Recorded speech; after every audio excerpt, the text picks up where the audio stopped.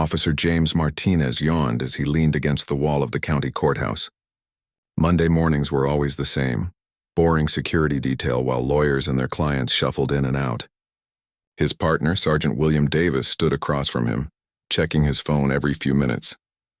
"Another day in paradise," James muttered, adjusting his belt. William nodded without looking up. 6 more hours to go. The courthouse was busier than usual that morning.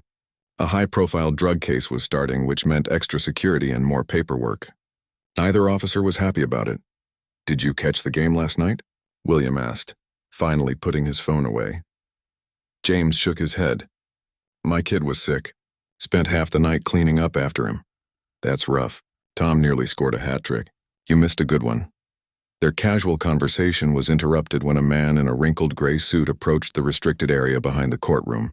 He wasn't wearing any visible ID badge, and neither officer recognized him. "Sir." "You can't go back there," James called out, pushing himself off the wall. The man, who appeared to be in his 50s with salt and pepper hair and thick-rimmed glasses, turned to face them. "I have authorization," he said calmly. William stepped forward. "I need to see your credentials, sir." "I left them in my car," the man replied, reaching into his jacket pocket. "But I have a letter from—" James didn't let him finish. In one swift motion, he grabbed the man's wrist. "Take your hand out slowly," he ordered. The man looked surprised, but did as he was told. "Officers, there's been a misunderstanding. I'm supposed to—" "Sir, step away from the restricted area," William commanded, his voice echoing through the hallway. People started to stare. "If you'd just let me explain," the man insisted, not backing down. James exchanged a glance with William. They'd dealt with stubborn people before, but something about this man's confidence made them uneasy. "Last warning," William said, placing a hand on his taser. "Step back now." When the man didn't move quickly enough, both officers moved in. James grabbed one arm, William the other. They pushed him against the wall, hard enough that his glasses went askew. "This is completely unnecessary," the man said, his voice steady despite the situation. "Stop resisting," James warned, though the man wasn't actually fighting back. By now, a small crowd had gathered. A court clerk poked her head out of a nearby door, eyes wide. "What's going on out here?" she asked. "Just handling a security issue, ma'am," William replied as he and James continued to restrain the man. The man looked directly at the clerk. "Nancy, please tell these officers who I am." The clerk's face went pale. "Officers, that's—" "We've got this under control," James interrupted, not wanting a civilian to get involved. The man sighed. "Officers, my name is Thomas Warren. I was appointed as the new police commissioner last week. I'm here to familiarize myself with the courthouse facilities." James snorted. "Yeah, and I'm the mayor." "Nice try." William tightened his grip. "If you're the commissioner, where's your security detail?" "I dismissed them for the morning. I wanted to observe operations without creating a stir." The man, Thomas, looked pointedly at the scene they were causing. "So much for that idea." James and William exchanged another glance, this one more uncertain. "Check his ID," a voice called from the crowd. "I told you it's in my car," Thomas said. "Call Captain Reynolds if you don't believe me. He's expecting me at 9. William hesitated, then nodded to James. "Keep him here. I'll make the call." While William stepped away to use his radio, James kept Thomas pinned against the wall, though with noticeably less force than before. The crowd continued to grow. "You're making a mistake," Thomas said quietly. "But how you handle mistakes says more about you than the mistakes themselves." "Save the fortune cookie wisdom," James muttered. Though a seed of doubt had been planted, William returned a minute later, his face ashen. "Let him go," he whispered urgently. "What? Why?" "Just do it now." James released his hold, stepping back cautiously. "Sir, is there a problem?" Thomas straightened his jacket and fixed his glasses. "There is indeed a problem, Officer Martinez," he said, reading James's name tag. "But we'll discuss that later." He turned to William. "Sergeant Davis, I presume Captain Reynolds filled you in?" William nodded stiffly. "Yes, sir, he confirmed your identity." A thin smile crossed Thomas's face. "Good. Now, as I was trying to explain, I'm conducting an informal inspection of our facilities. I'd appreciate it if you'd allow me to continue." "Of course, sir," William said quickly. "Do you need an escort?" "I think you two have escorted me quite enough for one day," Thomas replied. His tone was light, but his eyes were cold. "I'll find my own way. You'll be hearing from me soon." As Thomas walked away, the crowd parted like the Red Sea. The court clerk, Nancy, shot the officers a sympathetic look before hurrying after him. "We're dead," James whispered. "We just manhandled the new commissioner." William ran a hand through his hair. "Maybe it won't be that bad." He seemed reasonable. He said we'd be hearing from him soon. That's never good. For the rest of their shift, the two officers went through the motions, checking IDs and monitoring the security line. But their minds were elsewhere, imagining worst-case scenarios. "Maybe we'll just get a reprimand," William suggested during their lunch break. Neither was eating much. James shook his head. "We embarrassed him in front of half the courthouse. You know how these higher-ups are about their image. We were just doing our jobs. He didn't have ID. Try telling that to the guy who signs our paychecks." By the end of the day, word had spread throughout the department. Other officers gave them sympathetic pats on the back or avoided them completely, as if bad luck was contagious. "My brother-in-law works in the 4th Precinct," one officer told them. "Says they're hiring. Might want to update your resumes." James drove home in a daze, replaying the morning's events in his head. He should have been more patient, should have listened. But in his defense, the man hadn't looked like a commissioner. No fancy suit, no entourage, no air of authority, until they'd challenged him. His wife noticed something was wrong the moment he walked in the door. "Rough day?" she asked, stirring something on the stove. James slumped into a kitchen chair. You could say that. After putting their son to bed, he told her everything. She listened without interrupting, then sat beside him on the couch. "So what happens now?" she asked. "I don't know. Best case, he forgets about it. Worst case..." He didn't finish the thought. His phone buzzed with a text from William. "Just got the email. Department meeting tomorrow at 9. All officers required to attend." James showed his wife the message. "That's it. They're going to make an example of us." "You don't know that," she said, though her voice lacked conviction. "Maybe it's just a routine meeting." "There's nothing routine about a meeting called the day after we rough up the new boss." That night, James barely slept. He kept picturing Thomas Warren's face, not angry but disappointed, which somehow felt worse. By morning, he'd resigned himself to the inevitable. He kissed his sleeping son on the forehead before leaving, wondering if he'd still have a job by the time he came home. William was waiting for him in the parking lot, looking like he hadn't slept either. "Ready for this?" William asked. James shook his head. "Not even a little bit." They walked into the station together, ignoring the whispers and stares from their colleagues. Whatever was coming, they'd face it together. After all, they'd gotten into this mess together. As they approached the conference room, James took a deep breath. "Whatever happens in there," he said to William, "it's been an honor working with you." William nodded grimly. "Likewise." With one last look at each other, they pushed open the door, not knowing that what awaited them inside would change the course of their careers forever. The conference room was packed when James and William arrived. Officers from every division sat shoulder to shoulder, filling the long table and lining the walls. The low hum of conversation died down as the two men entered. Some colleagues avoided eye contact entirely. Others shot them pitying glances. "Over here," Officer Chen whispered, motioning to 2 empty chairs near the back. James nodded gratefully and slid into a seat, William following close behind. "Any idea what this is about?" Chen asked, though his knowing look suggested otherwise. "I think we all know," William muttered. Captain Reynolds stood at the front of the room, shuffling papers and checking his watch. He was a tough but fair leader who had been with the department for over 20 years.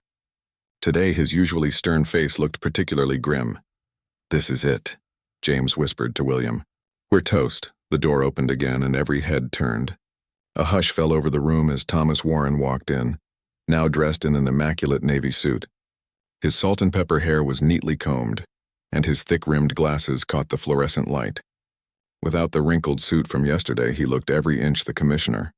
James sank lower in his seat. William stared straight ahead, his jaw clenched. "Good morning, everyone," Captain Reynolds began. "As most of you have heard by now, we have a new police commissioner. I'd like to introduce Commissioner Thomas Warren." Polite applause filled the room. Thomas nodded in acknowledgement, his eyes scanning the crowd until they landed on James and William. His expression revealed nothing. "Thank you, Captain," Thomas said, taking his place at the head of the table. I appreciate the warm welcome, though I must say some of your officers have already given me quite an introduction. A few nervous chuckles rippled through the room. James felt his face grow hot. I've been in law enforcement for 30 years, Thomas continued. Started as a beat cop in the South Side, worked my way up through narcotics, homicide, and eventually administration. I've seen this department at its best and occasionally at its worst. He paused, letting his words sink in. When the mayor appointed me last month, I made a promise to evaluate this department honestly and thoroughly before making any changes. That's why I've spent the past week visiting each of our facilities unannounced, to see how things really operate when no one's expecting the boss.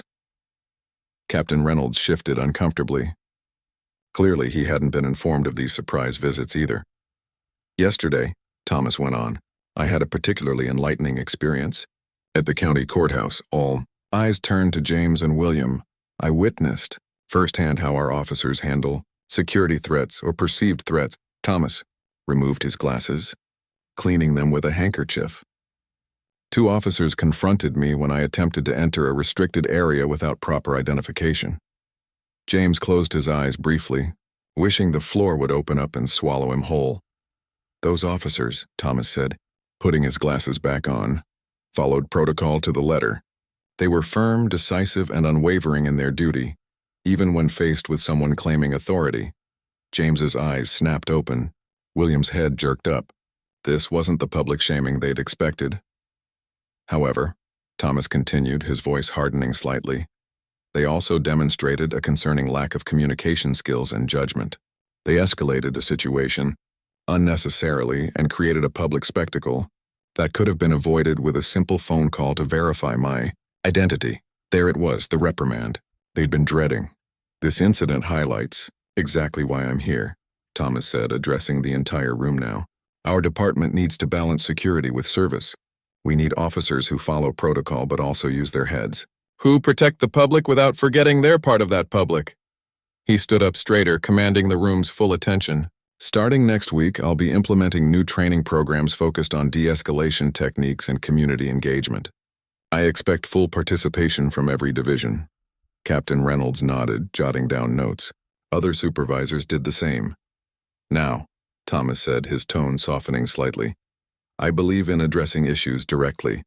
So Officer Martinez, Sergeant Davis, would you please stand? James felt as if his legs had turned to concrete. Somehow he managed to rise, William doing the same beside him. Gentlemen, Thomas said, while I appreciate your dedication to security, your approach yesterday left much to be desired. You'll both be attending additional training sessions with me personally. James swallowed hard. Yes, sir. Understood, sir, William echoed. Good, that'll be all for now. Please see Captain Reynolds for your modified schedules. Thomas turned to address the room once more. The rest of you, don't get too comfortable. I'll be visiting each division over the coming weeks. I expect the same level of vigilance, though perhaps with a touch more civility, that I received yesterday. With that, he gathered his papers and headed for the door. Captain Reynolds, a word in your office, please. The 2 men left, and instantly the room erupted in chatter. James and William sank back into their chairs, stunned. That could have been worse, Chen said, patting James on the shoulder. Could it? William asked. Personal training with the commissioner? After we threw him against a wall? He's going to make our lives hell. James rubbed his temples. At least we still have jobs. For now, William muttered. They spent the rest of the morning in a fog, going through their regular duties while processing what had happened. At lunchtime, Captain Reynolds called them into his office. Close the door, he said, not looking up from his computer. James shut the door behind them, then stood at attention next to William. For a long moment, Captain Reynolds just kept typing. Finally, he looked up. Do you 2 have any idea how lucky you are? He asked, his voice low. Yes, sir, they answered in unison. No, you don't, Reynolds said, leaning back in his chair. The last guy who crossed Warren ended up directing traffic in the rain for 6 months. And all he did was file a report late. James and William exchanged glances. Why didn't he fire us? William asked. Reynolds sighed. That's not his style. Warren believes in second chances, but he never gives third ones, understand? You're walking on thin ice, both of you. What exactly does this personal training involve? James asked. I don't know, Reynolds admitted. This is new territory. But whatever it is, you'll do it with a smile and thank him for the opportunity. Clear? Yes, sir, they replied. Good, now get out of my office. Your new schedules are in your email. They left quickly, neither speaking until they were well out of earshot. I checked my email, William said as they walked toward the break room. Training starts tomorrow. 8 hours, just us and the commissioner. James groaned. What do you think he'll have us do? Run laps? Write essays? Maybe he'll just lecture us until our ears bleed. They pushed open the break room door to find several officers huddled around a table, conversation stopping abruptly when they entered. Well, if it isn't the commissioner's new pets, Officer Brooks said with a smirk. How does it feel to be singled out? Back off, Brooks, William warned. Hey, no offense, Brooks raised his hands in mock surrender. I'm just saying you guys made quite an impression. Not every day someone manhandles the boss and gets rewarded with personal attention. It's not a reward, James said through gritted teeth. Could have fooled me, another officer chimed in. He could have suspended you both. Instead, you get special training? Sounds like preferential treatment. William took a step forward. You think we want this? To be humiliated in front of the entire department? James put a hand on his partner's shoulder. It's not worth it, he said quietly. Let's eat somewhere else. The rest of the day was no better. Colleagues either teased them mercilessly or avoided them completely. By the time their shift ended, both men were exhausted and on edge. Drink? William suggested as they headed to the parking lot. James checked his watch. Can't. Promised my wife I'd be home for dinner. Tomorrow's going to be rough enough without adding a hangover. Fair point, William conceded. Call me tonight? We should come up with a game plan. What kind of game plan? We show up, take whatever punishment he dishes out, and try not to get fired. There's got to be something we can do to get back in his good graces. James shook his head. I'm not sure he has good graces. Did you see his eyes when he looked at us? Cold as ice. Either way, we need to be prepared. This isn't just any boss we're dealing with. This is the commissioner. That evening, James tried to act normal for his family's sake. He played with his son, helped with homework, and chatted with his wife about her day. But his mind kept drifting to the meeting, replaying the commissioner's words. After putting his son to bed, he found his wife waiting for him in the living room. So, she asked, how bad was it? James sank into the couch beside her. We still have jobs, if that's what you're asking. That's something, at least. But we're being specially trained by the commissioner himself, starting tomorrow. She winced. Ouch. Yeah, and now everyone thinks we're either being punished or favored. Either way, we're outcasts. It'll blow over, she assured him, though her voice lacked conviction. Something else will happen, and everyone will forget about you two. James wasn't so sure. This felt different, like a turning point in his career. For better or worse, he and William were now on the commissioner's radar. Nothing good ever came from that kind of attention. His phone rang. William, right on schedule. Hey, James answered. You still freaking out? More than ever, William replied. I just got a text from Chen. Apparently the commissioner has been asking questions about us all day. Work history, performance reviews, personal backgrounds, the whole 9 yards. James sat up straighter. Why would he do that? No idea. But it can't be good, right? What if he's building a case to fire us? Then why announce the training? Why not just let us go? I don't know. William sighed. Maybe he wants to make an example of us. Show everyone what happens when you cross him. We'll find out tomorrow, I guess. Yeah. Try to get some sleep, partner. You too. James hung up, feeling worse than before. His wife gave him a questioning look. The commissioner's been asking questions about us, he explained, digging into our backgrounds. That's standard, isn't it? He's new. He's probably checking up on everyone. Maybe, James said, unconvinced. But why start with the guys who pinned him against a wall? That night, James dreamed of endless training, sessions of running until his lungs burned while a suited figure watched from a distance, clipboard in hand. He woke up several times, checking the clock, dreading the morning. When his alarm finally went off, he was already awake, staring at the ceiling. Whatever the day held, he just wanted to get it over with. He arrived at the designated training, room 30 minutes early, surprised to find William already there, pacing nervously. You look terrible, James observed. Didn't sleep, William replied. You? Not much better. They waited in silence, watching the minutes tick by. At precisely 8:00, the door opened, and Commissioner Warren walked in, carrying a small briefcase. Officer Martinez, Sergeant Davis, he greeted them, his face unreadable. I trust you're ready to begin? They nodded, standing at attention. Good, Thomas said, setting his briefcase on the table.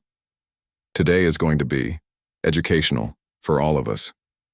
As he opened the briefcase, James and William exchanged a glance, both wondering the same thing. What exactly did the commissioner have in store for them? The training room felt smaller than usual as Commissioner Warren unpacked his briefcase. James tried to control his breathing while William stood ramrod straight beside him. The silence stretched uncomfortably until Thomas finally looked up. Sit down, gentlemen, he said, gesturing to the chairs across from him. They sat quickly, like schoolboys called to the principal's office. I've reviewed your files, Thomas began, laying out several folders. Officer James Martinez, 10 years on the force. Commendations for bravery during the River Heights hostage situation. 2 civilian complaints, both dismissed. Generally positive. Performance reviews. Though your last supervisor noted you can be impulsive. James stared at a spot on the wall, not trusting himself to speak. And Sergeant William Davis, Thomas continued. 15 years of service. Promoted to sergeant 4 years ago. Clean record, aside from a disciplinary note for excessive force in 2018, described by colleagues as thorough and by the book. William shifted in his seat but remained silent. Interesting partnership, Thomas observed, closing the folders. One impulsive, one rigid. I wonder if that's why you work well together, or if it's a recipe for disaster. We complement each other, sir, James said, finding his voice. Thomas raised an eyebrow. Is that what happened at the courthouse? You complimented each other by jointly mishandling a situation? Neither officer had a good answer for that. Here's what puzzles me. Thomas leaned forward. 2 experienced officers, both with generally good records, both trained in proper engagement protocols. Yet when confronted with an unknown civilian claiming authority, your immediate response was physical restraint, not verification, not escalation to a superior. Physical force. We followed protocol for unauthorized access to a restricted area, William said stiffly. Did protocol tell you to pin me against a wall before I could finish a sentence? Thomas asked, his voice still calm but with an edge.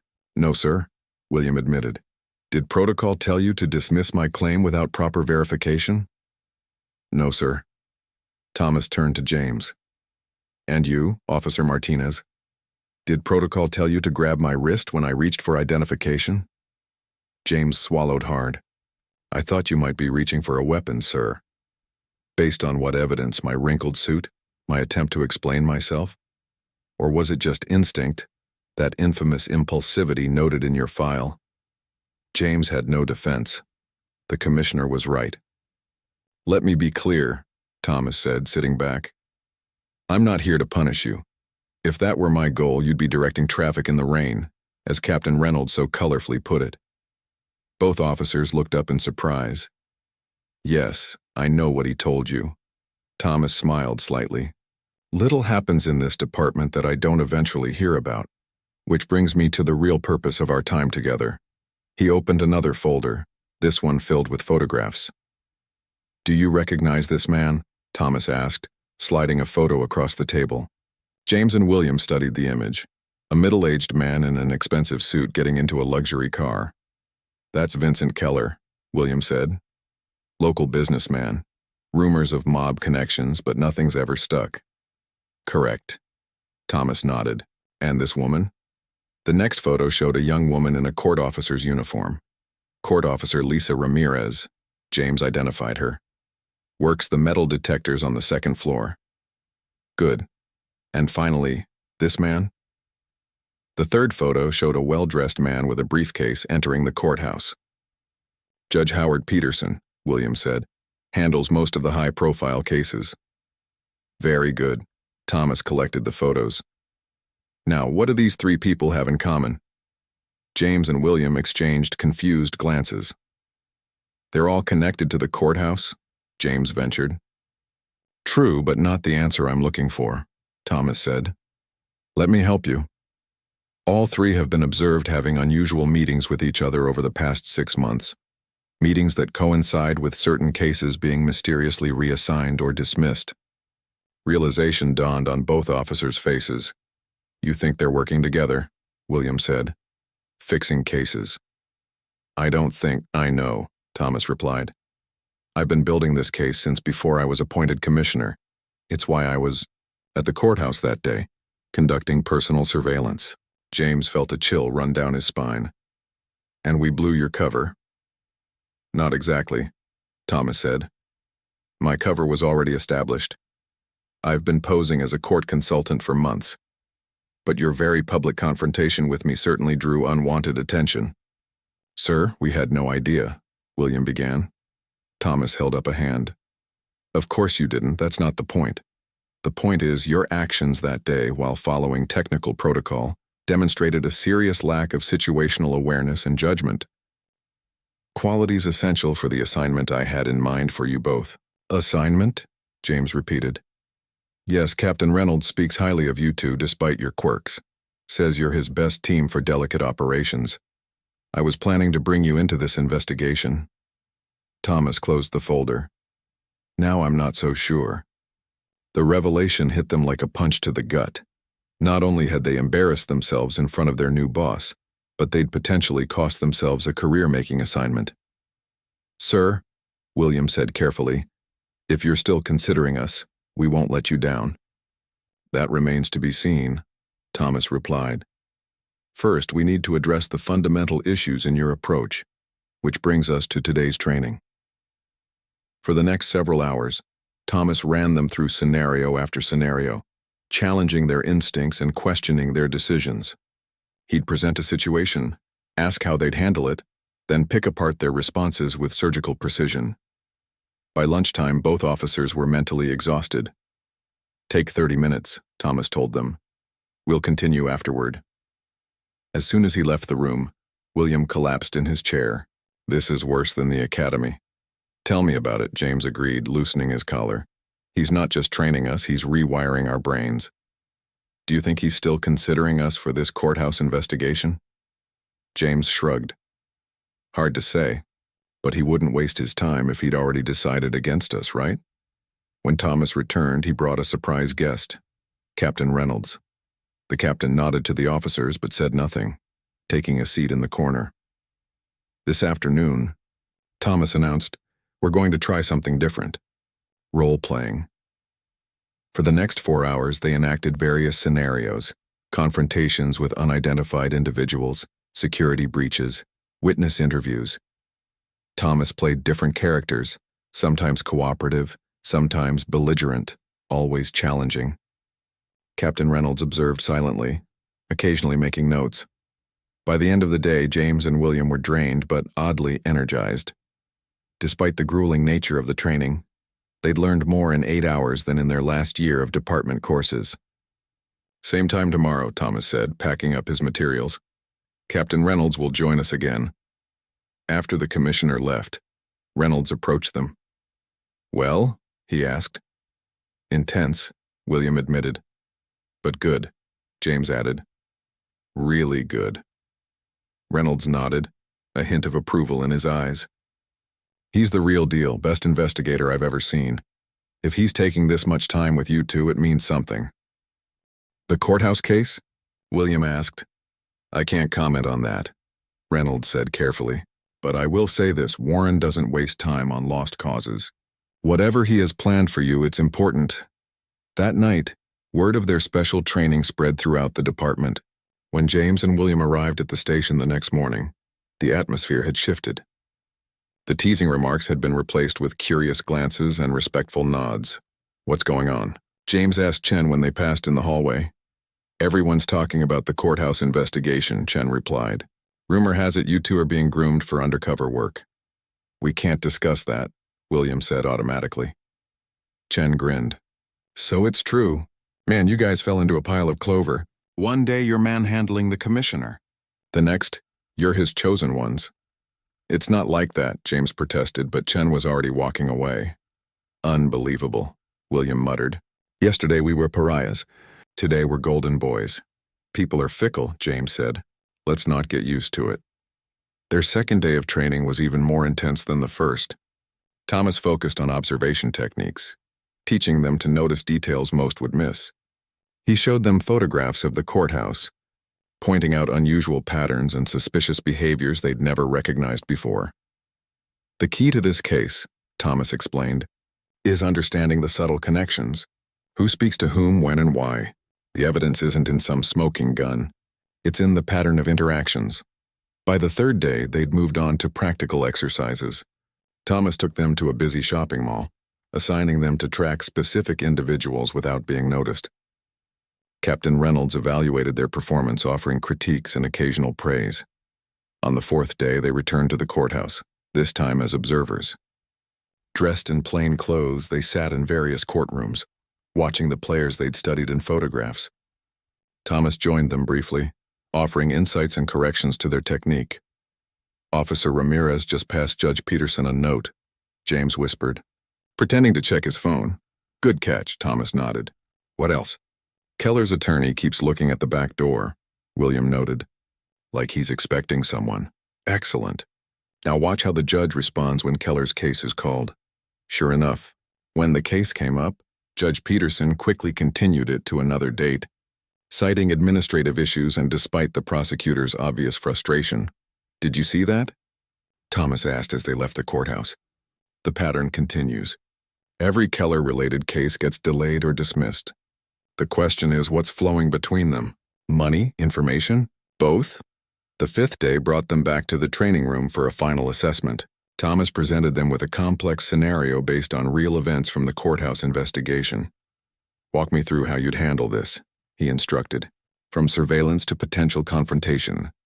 For 2 hours, James and William detailed their approach, incorporating everything they'd learned. Thomas interrupted occasionally with questions, pushing them to defend their choices. Captain Reynolds took extensive notes. When they finished, Thomas sat back and exchanged a look with Reynolds. After a moment, the captain nodded. I believe we've made progress, Thomas said, closing his notebook. You've demonstrated significant improvement in your approach to complex situations. Your observational skills have sharpened, and your judgment seems more nuanced. Thank you, sir, they replied in unison. However, Thomas continued, this was just basic training. The real test will come in the field. James and William held their breath. Captain Reynolds and I have discussed your potential involvement in the courthouse investigation, Thomas said. We've decided to assign you to Phase 2 of the operation effective Monday. Relief washed over them. They were still in the game. You'll receive detailed briefings tomorrow, Thomas explained. For now, I want you both to understand something. This case is sensitive, potentially career-ending for several powerful people. The slightest misstep could compromise months of work. We understand, sir, William assured him. I hope so, Thomas replied, because I'm putting my reputation on the line by including you. After our initial encounter, many would question my judgment. We won't let you down, James promised. See that you don't, Thomas said, standing to signal the end of the meeting. Dismissed. As they left the room, William released a long breath. We did it.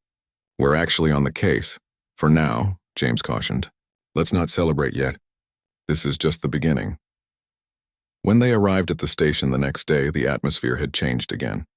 Officers who had avoided them days earlier now sought them out, offering congratulations or asking pointed questions about their new assignment. Can't talk about it, became their standard response. In the locker room, Officer Brooks approached them. Hey, no hard feelings about the other day, right? I was just busting your chops. Sure, Brooks, James said coolly. No hard feelings. So this courthouse thing sounds big. Anything you can share with an old friend? William closed his locker. Not a thing. As they walked away, James muttered, Amazing how fast people change when they think you've got the boss's ear. Let them think what they want, William replied. We've got work to do. Captain Reynolds' briefing was comprehensive. For 2 hours, he walked them through the details of the investigation, the evidence collected so far, the suspected players, and their role moving forward. Starting Monday, you'll be positioned as courthouse security, Reynolds explained. Your cover is simple. You're being punished with boring duty after your run-in with the commissioner.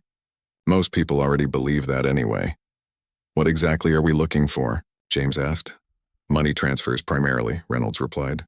We believe Keller is paying both Judge Peterson and Officer Ramirez to ensure his organization's cases never see trial. Your job is to document the exchanges. And if we catch them in the act? William asked. Observe only, Reynolds emphasized. No confrontations, no arrests. This is bigger than 3 corrupt officials. We want the entire network. As they left the briefing, Commissioner Warren was waiting in the hallway. A word, gentlemen, he said, gesturing to a nearby office. Once inside, Thomas closed the door. Captain Reynolds has briefed you on the operational details. Now I want to make something clear on a personal level. His tone had changed, less the stern instructor, more the seasoned investigator. This case has been my focus for nearly a year, he explained, long before I became commissioner. I've watched good cases fall apart because of this corruption. I've seen dangerous criminals walk free. This isn't just about cleaning house. It's about justice. For the first time, James and William saw real emotion in the commissioner's eyes. A burning intensity that explained his dedication. Despite our rocky start, Thomas continued, I believe you two have the right skills for this assignment. Prove me right. We will, sir, they promised. As they left the station that evening, William turned to James. You know what's funny? If we hadn't manhandled him that day, we might never have gotten this opportunity. Maybe, James agreed. Or maybe he would have found another way to test us. The commissioner doesn't seem to leave much to chance. Either way, Monday's going to be interesting. James nodded, thinking of the courthouse and the corrupt officials who had no idea what was coming. That's putting it mildly. The weekend passed slowly, both men studying the case files and preparing mentally for their new assignment. By Sunday night, James felt equal parts nervous and excited. This was the kind of case that could define a career, for better or worse. As he kissed his wife goodbye Monday morning, she squeezed his hand. Be careful, she said, sensing the importance of the day ahead. Always, he promised. At the station, William was waiting by their patrol car. Ready for courthouse duty? He asked with a knowing look. James nodded, adjusting his uniform. Ready as I'll ever be. What had started as the worst day of their careers, confronting an unknown man who turned out to be their new boss, had somehow become the opportunity of a lifetime. Now all they had to do was prove the commissioner's faith in them wasn't misplaced. As they drove to the courthouse, neither spoke much. Both were mentally preparing for what lay ahead. The careful observations, the documented exchanges, the building of a case that could shake the foundations of the local justice system. One thing's for sure, William finally said as they parked. Life's gotten a lot more interesting since we met the commissioner. James couldn't help but smile. That's one way to put it. Together, they walked into the courthouse, no longer just officers on duty, but undercover investigators with a mission that went far beyond their usual responsibilities. The real work was about to begin. 2 months into their courthouse assignment, James and William had settled into a routine. Each morning, they'd arrive early, checking their equipment and reviewing notes from the previous day. They'd take their positions, James near the main entrance, William on the second floor, and begin their careful observation of the 3 main suspects: Judge Peterson, Court Officer Ramirez, and Vincent Keller or his associates. Anything? James would ask during their brief overlaps. Small stuff, William would typically reply. Ramirez and Peterson had coffee in his chambers again. Keller's lawyer dropped off some files. Day after day, they gathered pieces of a puzzle that was slowly taking shape. They documented meetings, photographed handoffs, and recorded conversations when possible. Twice a week, they met with Commissioner Warren to review their findings. It's all circumstantial, Thomas would remind them. We need something concrete. Money changing hands, explicit conversations about cases. Keep digging. The work was tedious but important. Both officers had grown to respect the commissioner's methodical approach and unwavering commitment to the case. The man who had once seemed cold and intimidating now struck them as principled and thorough, qualities they'd come to admire. On a rainy Tuesday in March, James was stationed near the metal detectors when he overheard a conversation between Officer Ramirez and another court officer. Peterson's been jumpy lately, Ramirez was saying quietly. Says someone's watching him. Paranoid, the other officer replied. Who'd be stupid enough to investigate a judge? Ramirez shrugged. Maybe so, but Keller's getting nervous too. The big case is next week and they can't afford any surprises. The drug trafficking thing. Yeah, if that goes to trial, a lot of people are screwed. But don't worry, it won't. James kept his expression neutral, pretending to check IDs while mentally recording every word. As soon as his break came, he texted William, "Need to talk. Cafeteria, 10 minutes." In the bustling courthouse cafeteria, they found a corner table where they could speak privately. Ramirez mentioned a big case next week, James explained. Drug trafficking. Sounds like Keller's worried about it going to trial. William nodded thoughtfully. Must be the Alvarez case. Major drug bust, connections to Keller's organization. Peterson's presiding. She said if it goes to trial, a lot of people are screwed. Then added, but don't worry, it won't. That's our smoking gun, William said, leaning forward. If we can catch them fixing that case, we've got them all. We should tell the commissioner right away. Agreed. But we need to be careful. Ramirez said Peterson's getting paranoid, feeling watched. They reported their findings to Thomas that evening. His normally stoic expression gave way to cautious optimism. This is the break we've been waiting for, he said. The Alvarez case has been on our radar from the beginning. If Keller can get it dismissed, he protects not just himself but his entire supply chain. What's our next move? James asked. We increase surveillance, Thomas replied. I want both of you focusing on the Alvarez case exclusively. Document every interaction between Peterson, Ramirez, and Keller or his people. We need to catch them in the act. For the next few days, James and William worked extended shifts, watching the three suspects with renewed intensity. They photographed a meeting between Keller's lawyer and Ramirez in the courthouse parking garage. They documented Ramirez entering Judge Peterson's chambers 6 times in 2 days, staying longer each visit. On Friday afternoon, William was monitoring the hallway outside Peterson's courtroom when he noticed Keller himself entering the building. Unusual, as he typically sent representatives to handle court matters. Heads up, he texted James. Keller just arrived. Heading toward Peterson's chambers. James, positioned near the judge's private entrance, acknowledged the message and prepared his hidden camera. Minutes later, he spotted Keller being escorted by Officer Ramirez, both moving quickly and checking over their shoulders. James pretended to adjust a security camera, keeping his back to them while activating his recording device. They passed within feet of him, so focused on their destination that they barely noticed his presence. As soon as they turned the corner, James followed at a safe distance. He watched them enter Peterson's chambers, then took up a position where he could observe without being seen. 20 minutes later, the door opened. Keller emerged first, looking satisfied. Ramirez followed, carrying her usual clipboard. Last came Judge Peterson, adjusting his robes and nodding to Keller. We're all set for Monday, Peterson said quietly. No surprises, good, Keller replied. I appreciate your judicial wisdom. James captured the entire exchange on video, his heart racing. This was what they'd been waiting for. Not just circumstantial evidence, but a clear indication of the conspiracy. He texted William immediately. Got it. Meeting with all three. Peterson promised no surprises for Monday. William's reply came seconds later. Commissioner needs to see this ASAP. That evening, they met Thomas at a secure location away from the department.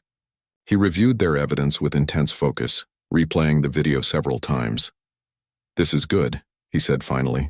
Very good. But still not enough for an indictment. What more do we need? William asked, frustration evident in his voice. They're clearly working together. A defense attorney could argue that no surprises simply means the judge has made a legitimate legal decision, Thomas explained. We need proof of payment or explicit discussion of case fixing. The Alvarez hearing is Monday, James pointed out. If they're planning to rig it, that's our last chance to catch them. Thomas nodded thoughtfully. You're right. Which means we need to be more aggressive in our surveillance. He looked up at them with determination. This weekend, we monitor them around the clock.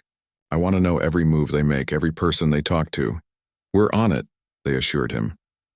For the next 2 days, James and William worked in shifts, following the three suspects wherever they went.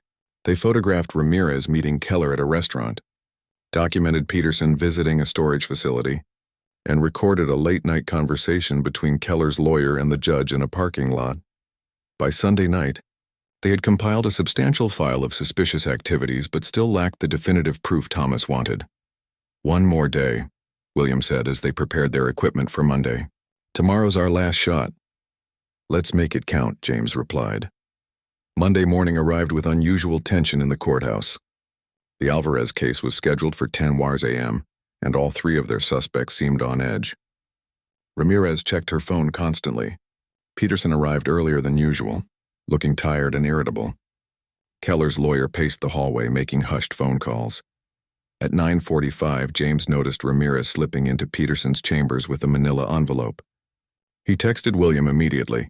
"Package delivered to Peterson." "Can you see inside?" William, positioned near a maintenance closet with a view into the judge's office, replied. "Envelope contains what looks like cash and documents." Peterson just put it in his briefcase. James forwarded the information to Thomas, who responded simply, "Stay alert. I'm nearby." At 9:55, court began to assemble for the Alvarez hearing. The prosecutor arrived with boxes of evidence, looking confident. The defendant, a nervous young man in a suit too large for his frame, was escorted in by officers.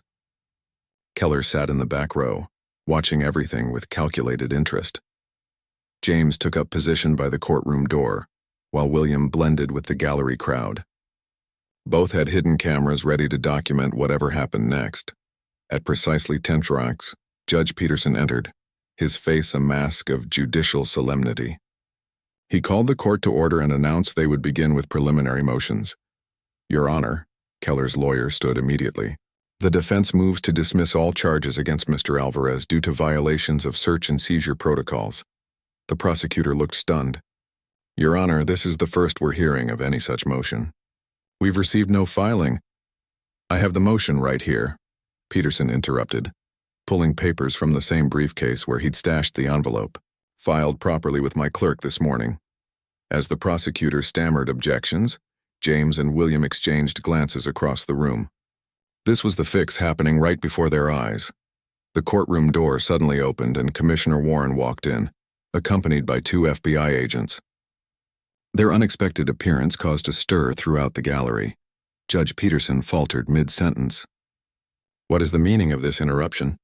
"My apologies, Your Honor," Thomas said smoothly. "Official business that can't wait." He approached the bench, showing his credentials. James and William tensed, unsure what was happening. This wasn't part of the plan they'd discussed. As Thomas spoke quietly with the judge, Peterson's face drained of color. Ramirez, stationed near the bench, began edging toward the side door. Keller remained seated but looked increasingly uncomfortable. "This court is in recess," Peterson announced abruptly. "We'll reconvene at 2 o'clock. As the gallery began to empty, Thomas signaled subtly to James and William. They understood immediately. "Block the exits, don't let the suspects leave." William moved to the side door just as Ramirez reached for it. "Sorry, officer," he said quietly. "Court sealed for the moment. Security protocol." At the same time, James positioned himself near Keller, who had risen to leave. "Sir, I'll need you to remain seated for now." The prosecutor, still confused by the sudden turn of events, gathered her papers while watching the scene unfold with growing interest. Once the courtroom had cleared except for the key players, Thomas addressed them all. "Judge Peterson, Officer Ramirez, Mr. Keller, I believe we need to have a conversation about certain irregularities in this case." "I don't know what you're implying," Peterson began, his judicial confidence returning. "But this is my courtroom and—" "Actually," one of the FBI agents interrupted, "as of 5 minutes ago, this courtroom is a federal crime scene. We have a warrant to search these premises and all parties present in connection with an investigation into judicial corruption." Keller's lawyer jumped to his feet.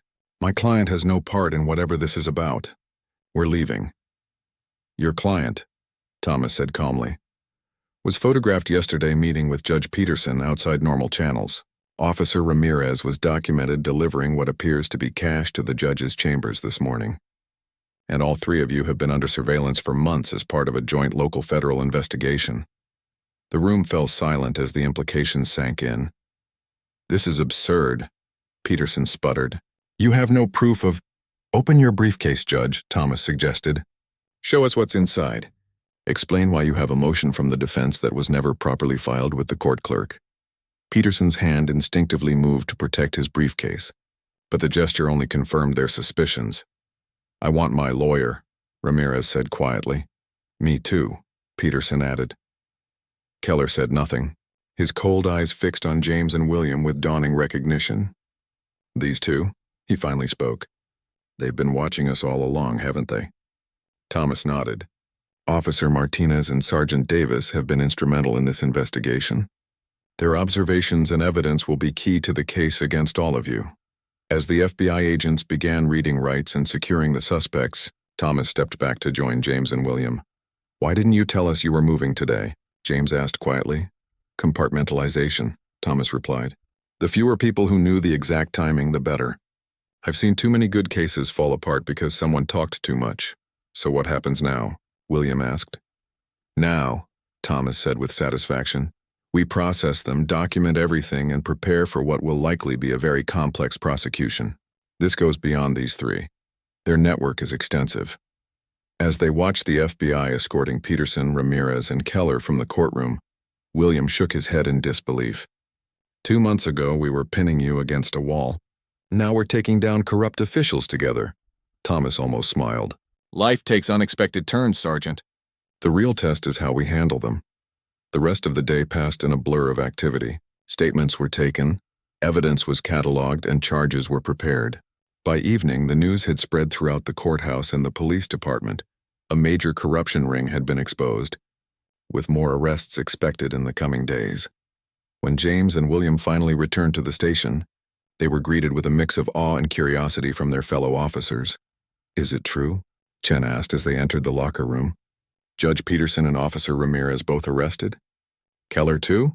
"Can't comment on an ongoing investigation," William replied, though his satisfied expression said enough. "The commissioner must be pleased," another officer remarked.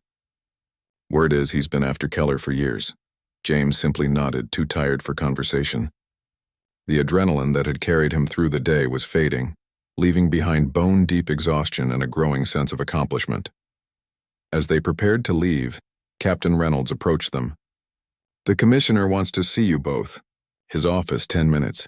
They found Thomas at his desk reviewing files from the day's operation. He looked up as they entered, gesturing for them to sit. "Gentlemen," he began, "I wanted to thank you personally for your work on this case. Your patience, attention to detail, and professionalism were exemplary." "Thank you, sir," they replied in unison. "When we first met," Thomas continued, "under less than ideal circumstances, I had my doubts about both of you. But you've proven yourselves to be exactly the kind of officers this department needs. Coming from the normally reserved commissioner, this was high praise indeed." "What happens next?" James asked. "For the case? Months of legal proceedings, more arrests, probably some plea deals. For you two?" Thomas considered them thoughtfully. "I think you've earned a choice, sir," William prompted. "You can return to your regular duties with commendations in your files and my personal gratitude. Or," Thomas leaned forward, "you can join a new task force I'm forming to investigate corruption throughout the county. The work would be similar to what you've been doing. Surveillance, evidence gathering, building cases. But the targets would be bigger, and the stakes higher." James and William exchanged glances. No words needed between them. "We're in," James said simply. Thomas nodded, satisfied, but not surprised. "Good. Report to me Wednesday morning for briefing. We have a lot of work ahead." As they left the commissioner's office, William let out a long breath. "Can you believe this? 2 months ago, we thought our careers were over. Instead, they're just beginning," James replied. "All because we manhandled the wrong guy in a wrinkled suit." Walking to the parking lot, they were quiet, each lost in thoughts about the day's events and what lay ahead. The courthouse case had been challenging, rewarding, and ultimately transformative for both of them. "One thing's for sure," William said as they reached their cars. "I'm never going to make assumptions about strangers in wrinkled suits again." James laughed, the tension of the day finally breaking. "Good plan. You never know, the next one might be the FBI director." "Or worse," William grinned, another commissioner with a fondness for undercover work. As they drove away from the station, James thought about how a single incident, one that had seemed like a career-ending mistake, had led to the most important case of their lives. Sometimes, he reflected, the worst moments can lead to the best opportunities. You just have to be willing to learn from them. And in Commissioner Thomas Warren, they'd found not just a boss, but a mentor who had seen their potential even when they were at their worst. That perhaps was the most unexpected turn of all. 3 months after the courthouse arrests, the police department's quarterly award ceremony was underway in the main conference hall. Officers in dress uniforms filled the rows of chairs, while family members and city officials occupied the seats along the sides. At the front, a podium stood flanked by the department flag and the American flag. James adjusted his collar nervously, sitting beside William in the third row. Neither had expected to be invited to the ceremony, let alone told to wear their dress uniforms. "Any idea what this is about?" James whispered. William shook his head. "Reynolds just said to be here. Wouldn't tell me why." Since joining Commissioner Warren's anti-corruption task force, they'd been working mostly behind the scenes. Their days were filled with surveillance, evidence gathering, and case building, important work, but not the kind that typically earned public recognition. The corruption case involving Judge Peterson, Officer Ramirez, and Vincent Keller had grown far beyond their initial expectations. 17 additional arrests had followed, including 2 more judges, a court clerk, 3 police officers from neighboring districts, and several of Keller's associates. The investigation had uncovered a network of bribery, evidence tampering, and case-fixing that stretched back nearly a decade. Through it all, Commissioner Warren had kept James and William at the center of the operation, trusting them with increasingly sensitive assignments. Their partnership, once defined by contrasting approaches, had evolved into something more balanced. James had learned patience. William had learned flexibility. Together, they'd become the task force's most effective team. Captain Reynolds took the podium, calling the ceremony to order. Today, we recognize those officers who have gone above and beyond in their service to this department and our community. The usual awards came first: Officer of the Month, citations for bravery, recognition for years of service. James found his mind wandering, thinking about their current case, a potential corruption scheme in the county's property assessor's office. Next, Reynolds announced, drawing James's attention back to the ceremony, Commissioner Warren will present a special commendation. Thomas approached the podium, his face as inscrutable as ever. He adjusted the microphone and surveyed the room with his characteristic intensity. "Law enforcement is a unique profession," he began. "Unlike many careers, ours often requires us to make split-second decisions with limited information, decisions that can have profound consequences." He paused, his gaze settling on James and William. "But equally important is our ability to recognize when we've made a mistake, to learn from it and to grow beyond it." James felt a flutter of unease. Was the commissioner about to reference their first meeting? Here in front of the entire department? "Officer James Martinez and Sergeant William Davis," Thomas called out. "Please join me at the podium." Surprised murmurs rippled through the audience as James and William exchanged confused glances before standing. They made their way to the front, standing at attention beside the commissioner. "These officers," Thomas continued, "demonstrated exceptional investigative skills, unwavering dedication, and remarkable adaptability during the recent courthouse corruption case. Their work was instrumental in exposing a criminal network that had compromised our justice system for years." Relief washed over James. This wasn't about embarrassing them. It was about recognizing their contributions.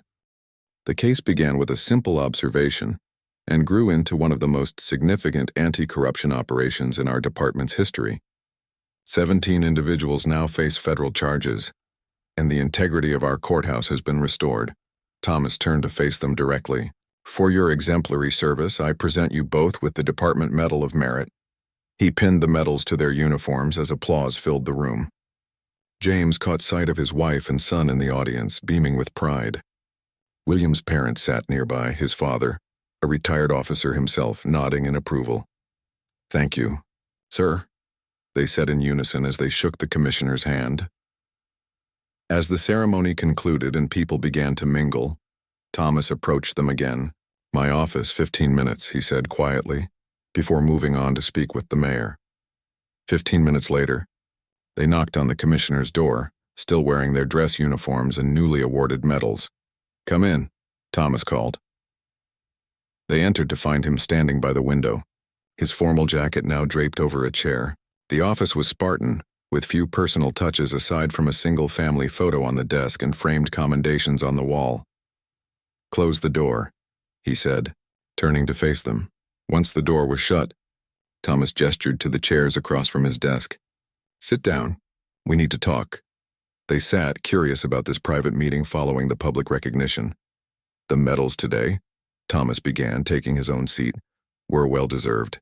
Your work on the courthouse case exceeded my expectations."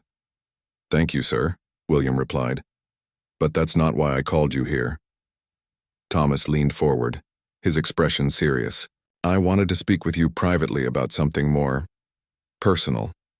James and William exchanged glances, uncertain where this was heading. "When we first met," Thomas continued, "the circumstances were less than ideal. You confronted me, restrained me, and generally treated me like a security threat." They shifted uncomfortably in their seats, the memory still embarrassing despite the months that had passed. "At the time," Thomas went on, "I was angry. Not just because of the physical confrontation, but because it represented everything I was trying to change about this department. Rigid adherence to protocol without critical thinking or proper judgment." "We understand, sir," James said. "And we've worked hard to improve since then." "You have," Thomas acknowledged. "But here's what you don't know. That incident, as uncomfortable as it was for all of us, ultimately shaped my approach to leading this department." He stood, moving to a filing cabinet where he retrieved a folder. "After that day, I reviewed your files more thoroughly. I spoke with your previous supervisors and colleagues. I wanted to understand how two experienced officers could make such a mistake." "And what did you find?" William asked cautiously. "I found that you were products of the system, a system that emphasized rules over reasoning, force over finesse." Thomas returned to his desk with the folder. "But I also found that you had potential, raw, unrefined potential." He opened the folder, revealing what appeared to be training materials.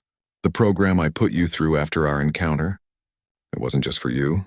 I've now implemented similar training for all officers in the department." James leaned forward, surprised. "You're using our mistake as a teaching tool?" "I'm using your growth as a model," Thomas corrected.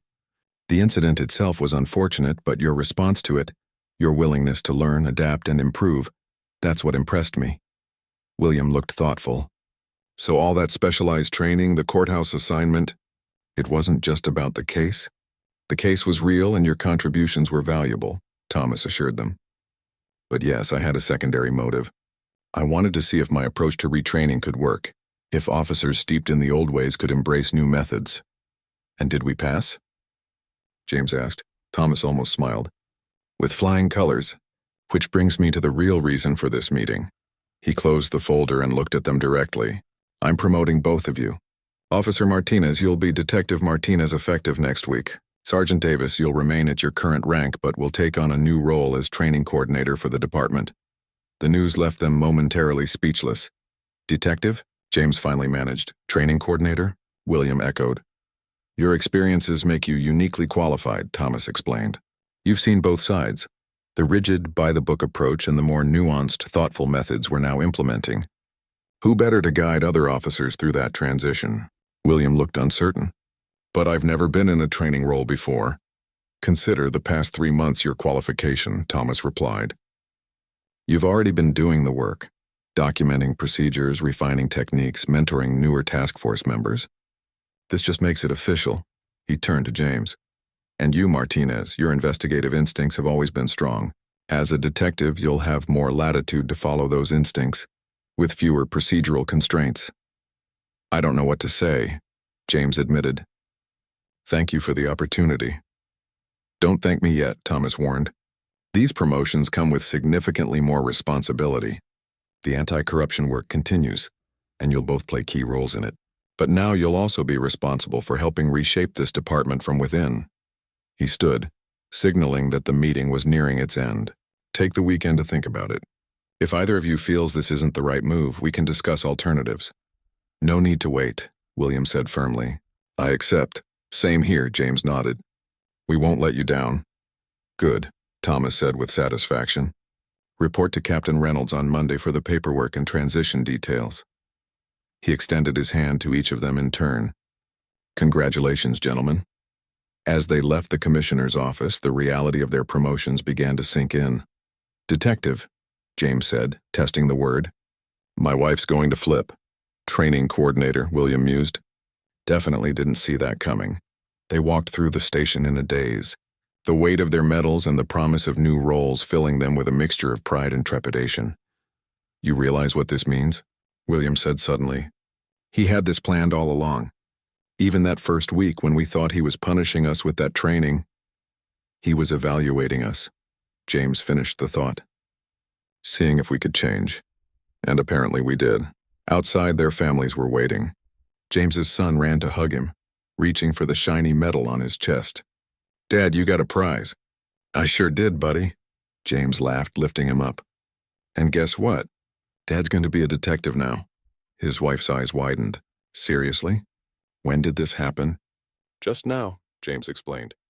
The commissioner called us in after the ceremony. William was having a similar conversation with his parents, his father examining the medal with knowing appreciation. Commissioner Warren seems to think highly of you too, James's wife observed. Quite a change from a few months ago. That's an understatement, James agreed. But you know what? He was right to be hard on us.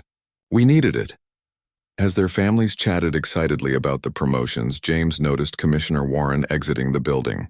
Their eyes met briefly across the parking lot, and Thomas gave a small, almost imperceptible nod before continuing to his car. That simple gesture conveyed what words could not. An acknowledgement of how far they'd come. From adversaries to allies, from problem officers to departmental assets. The journey hadn't been easy, but it had been necessary. Later that evening, after the celebrations had quieted and his family had gone to bed, James sat alone in his living room, contemplating everything that had happened since that fateful day at the courthouse. His phone buzzed with a text from William. Still can't believe it. From almost fired to promoted in 3 months. James replied, all because we manhandled the new boss. William's response came quickly. Best mistake we ever made. And in a way, it was true. That confrontation, which had seemed like career suicide at the time, had led to opportunities they never would have had otherwise. It had forced them to confront their flaws, to grow beyond the limitations of their training, to become better officers and better men. Monday morning arrived with a sense of new beginnings. James and William met in the parking lot as they had so many times before, but everything felt different now. Ready for this, detective? William asked with a grin. As ready as you are, trainer, James replied. They walked into the station together, nodding to colleagues who congratulated them on their promotions. Captain Reynolds was waiting in his office, paperwork spread across his desk. There they are, he said as they entered. The commissioner's pet project. The phrase might have stung once, but now they recognized it for what it was, grudging respect. Lucky for you it worked out, Reynolds continued, sliding forms toward them. When Warren first told me he wanted to put you two on the courthouse case after that incident, I thought he'd lost his mind. You weren't the only one, William admitted. But he saw something in you. Reynolds mused. Something worth saving. James considered this as he signed his transfer papers. I don't think it was about saving us specifically. It was about proving a point, that officers can change, adapt, improve. We were just the test case. Well, you passed, Reynolds said, collecting the completed forms, and now you get to help others do the same. As they left Reynolds' office, James paused in the hallway. It's strange, isn't it? 3 months ago, we were dreading coming to work, worried we'd be fired any day. Now we're helping shape the future of the department. William finished. All because of one bad day that turned out to be a blessing in disguise. Down the corridor, they spotted Commissioner Warren talking with some visiting officials. He caught sight of them and excused himself momentarily. Martinez Davis, he called, approaching them. All set with Reynolds? Yes, sir, they confirmed. Good. Davis, I need you in conference room B at 11. We're reviewing the new training protocols. Martinez, your detective shield is ready in administration. Pick it up. Then meet with Lieutenant Cooper about your first case. Right away, sir, they replied. As Thomas turned to go, he paused. something close to a smile briefly crossing his face. You know, when you two first grabbed me at the courthouse, I never imagined we'd end up here. Neither did we, sir, James said honestly. Life takes unexpected turns, Thomas replied, echoing the words he'd spoken to them months ago. The real test is how we handle them. With that, he rejoined the officials waiting for him, leaving James and William to contemplate how completely their lives had changed. Well, William said after a moment, I've got training protocols to review. And I've got a shield to pick up, James added. Detective Martinez. Still sounds weird. You'll get used to it. William extended his hand. Good luck with your first case, James shook it firmly. Good luck with your first trainees. Try not to traumatize them too much. No promises. William grinned. The commissioner's methods worked on us, after all. As they parted ways, each heading toward their new responsibilities, James reflected on the journey that had brought them here. From a moment of professional humiliation to a medal of merit and a detective's shield, from rigid officers following protocol to thoughtful leaders helping reshape the department, all because they'd confronted a stranger in a courthouse, only to discover he was their new boss. And not just any boss. A boss who saw potential where others might have seen only failure. A boss who understood that sometimes, the officers who make mistakes are precisely the ones who can lead the way forward, once they learn from those mistakes. James touched the detective shield in his pocket, a tangible symbol of how far he'd come. The courthouse incident that had seemed like the worst day of his career had actually been the first day of a new chapter, one filled with greater challenges, deeper satisfaction, and the opportunity to make a real difference. As he reached Lieutenant Cooper's office, ready to begin his first case as Detective Martinez, James couldn't help but smile at the irony. Sometimes the worst moments in life turn out to be disguised opportunities. You just have to be willing to learn from them, grow through them, and emerge stronger on the other side. And that perhaps was the greatest lesson Commissioner Warren had taught them, one that would serve them well in their new roles and beyond.